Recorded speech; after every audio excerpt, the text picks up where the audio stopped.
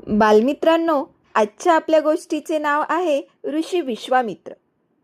गुरुगृही ज्ञानार्जन करून परतलेल्या श्रीराम, लक्ष्मण, भरत आणि शत्रुघ्न यांचे स्वागत अयोध्या नगरीत मोठ्या उत्साहाने करण्यात आले. चारही भावंडे परत आल्याचे बघून माता पित्यांच्या आनंदाला पारावार राहिला नाही. एके दिवशी राजा दशरथ आपल्या दरबारात बसून कामकाज करीत होता. तेवढ्यात सेवकाने थोर तपस्वी ऋषी विश्वामित्र दरबारात येत असल्याची राजाला वर्दी दिली. ते ऐकून राजाला मोठा आनंद झाला. ऋषी विश्वामित्र दरबारात येताच राजाने आपल्या सिंहासनावरून उतरून पुढे होऊन ऋषी विश्वामित्रांचे स्वागत केले. दरबारातले सारे उपस्थित लोकही ऋषींच्या स्वागतासाठी उठून उभे राहिले. ऋषी विश्वामित्रांच्या पायावर डोके ठेवून त्यांना नमस्कार केला. आदराने त्यांना आपल्या सिंहासनावर बसून स्वतः त्यांच्यापेक्षा छोट्या आसनावर राजा दशरथ बसले. त्यांचे उचित आदरातिथ्य करून हात जोडले. म्हणाले, मुनिवर, आपल्या आगमनाने आणि आपल्या दर्शनाने मी धन्य झालो. मी आपली काय सेवा करू ते सांगा. आपल्या सेवेस मी सदैव तत्पर आहे. आपणास काही हवे असल्यास तेही मागावे. मी अवश्य आपणास देईल. राजा, मी जे मागेन ते तू मला देशील ना? ऋषी विश्वामित्रांनी विचारले. यावर तात्काळ राजा दशरथ हो म्हणाला. राजा, मी माझ्या आश्रमात एक मोठा यज्ञ प्रारंभ केला आहे, पण अनेकदा प्रयत्न करूनही तो यज्ञ पूर्ण होत नाही. कारण मारीच आणि सुबाहू नावाचे 2 राक्षस यज्ञात विघ्न आणतात.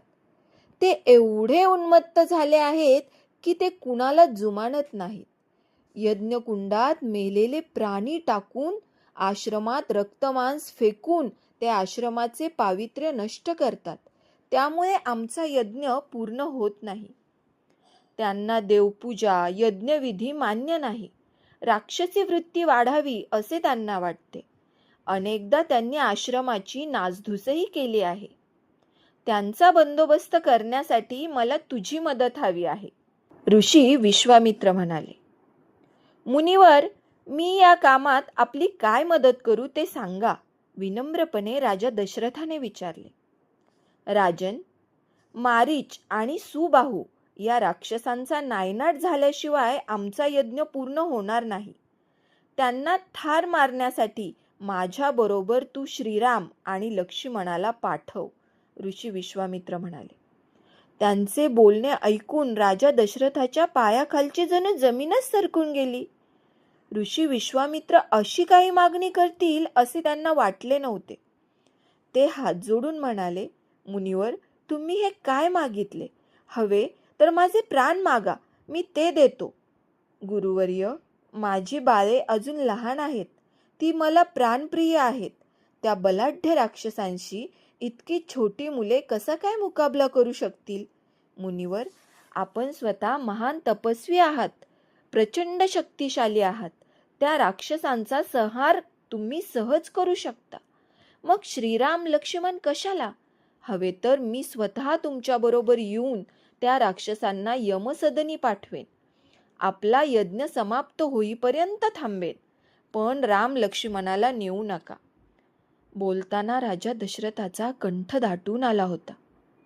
म्हातारपणाचा आपला आधार असलेल्या त्या बाळांना दूर करण्याची कल्पनाही त्याला सहन होत नव्हती.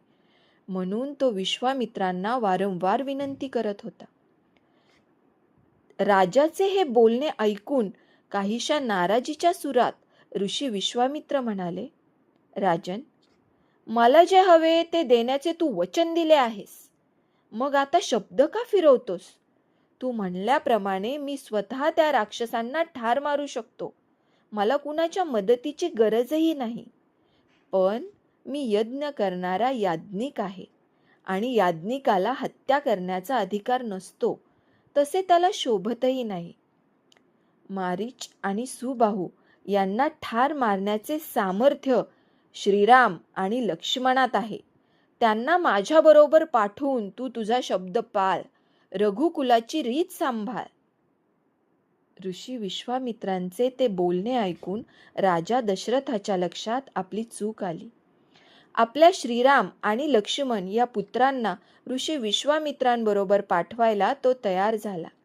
धनुष्यबाणांनी सज्ज करून त्याने आपल्या पुत्रांना ऋषी विश्वामित्रांच्या बरोबर पाठवले.